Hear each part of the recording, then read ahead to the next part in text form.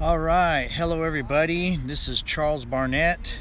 We're out here playing a little bit of tennis with the family, and I felt like doing a motivational video for coaches and trainers. I've been coaching off and on and training in different sports off and on for a long time, probably for, I would say 35 years. Mostly in football though. You know, I've done martial arts, a little bit of wrestling, different things, track speed training, but mostly football. There's something that I've learned that I want to share with you, and I think it's a lot of successful coaches and trainers have learned this, or they utilize this to the best of their ability, because we know that when you coach or train, I would say probably 8 or 9 out of 10 times the issue is the coach and the trainer not being able to communicate with the athlete so that the athlete can grasp and understand the concepts and the techniques and the flow of what they're trying to learn and assimilate into their game plan to make them a better athlete. There are those athletes that just have a hard time learning, but when you look at the immense amount of athletes in that situation, most of the times it's us as coaches and trainers, motivators. It's our lack of being able to break things down for them to assimilate it. So in saying that, something that I have learned is we have to change our verbiage. And this is something I think is the hardest for us, because it's not easy to communicate, especially if you're a married person. You know, that's one of the #1 issues in a marriage is communication or lack thereof.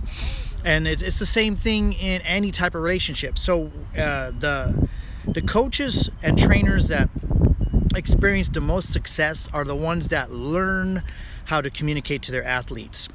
You can be great, you can be awesome, you can be a great athlete yourself and be a great coach and have the greatest strategies and offense and defense and special teams and whatever else have you. You know how to use your surroundings to your benefit. You know how to use adrenaline. You have a great strength and conditioning programs. They're especially now in the United States of America, we have excellent athletic programs. But I think what separates the successful coach from the average coach is what kind of signal words are you using. Or a signal word is like a word that lets somebody know when they hear or see that word, it triggers in their mind a certain concept. Like especially there are signal words of danger and warning, and right away when you see those things, you know what it means. In the military, they're called code names, or the operative word, the word that's going to click in the athletes' minds. Like, take for instance, we use the 40-yard dash. When we're teaching them the 40-yard dash, okay, we want them, the first 7 to 10 yards is the dig phase or the drive phase, okay? And so what word are you going to use? And you got to get your coaches and trainers on the same page. This is what's going to help you. If you're struggling with this, get all your coaches together and brainstorm what words are we going to use for certain concepts that we are teaching and training. What is one of your concepts that you do? What are you doing? A successful coach will get all his coaches together, and this is what we're going to do. So whenever we talk about the first 10 yards of the 40, we're going to use the word dig. So everybody knows that they're digging, they're pumping their legs and arms like pistons, trying to dig into the ground to get their explosion out. So we're going to use the signal word, the code word, or the operative word as dig.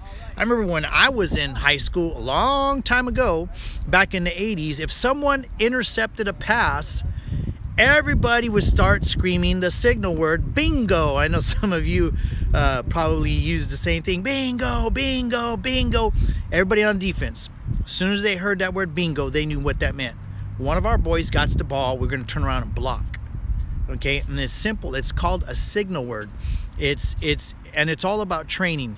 if you're going to be a successful coach, you got to learn signal words. Your whole coaching staff has got to be on the same page, and then you teach them to your athletes so that when you teach and train, when you're coaching, you use those words, and right away they assimilate. Instead of being confused and trying to figure out what you're saying, right away it'll click, and they'll know what you're saying in a nanosecond.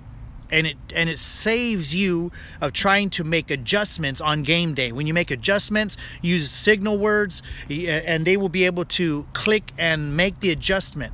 This is what separates great teams from poor teams or average teams, is the communication is clear.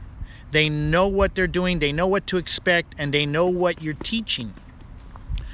You can use, let's say, take for instance, if you're a hot route, so everybody has their own signal word for a hot route. You know, one of the most famous ones that we've known is Omaha, Omaha. We all know who said that, right? Omaha, Omaha. When his offense heard him screaming Omaha, they knew it was an audible, and they had to pay attention to him, because the next cadence or calls that he barked out, they would switch into that formation, or they'd run that hot route, because it's a signal word. It works, coaches and trainers. It works. If you're struggling, you're having a hard time, most of it is probably you and me, and I've done this before.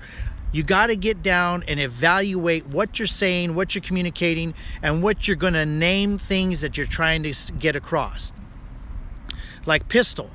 You know, the pistol offense. Everybody, it's the read option, it's the spread. There's so many words, but you yell pistol, pistol. Everybody will, the quarterback will drop down into a 4-yard shotgun formation, and the running back gets into a 2-point stance, and whatever the formation calls for is where he lines up, all because you yell pistol. Whether instead of when you're running an I formation or a fly, then he goes up under center. But I just wanted to share that with you. I hope this motivation helps you reevaluate your signal words and watch the success of your athletes go through the roof. All right, have a good day. You be blessed.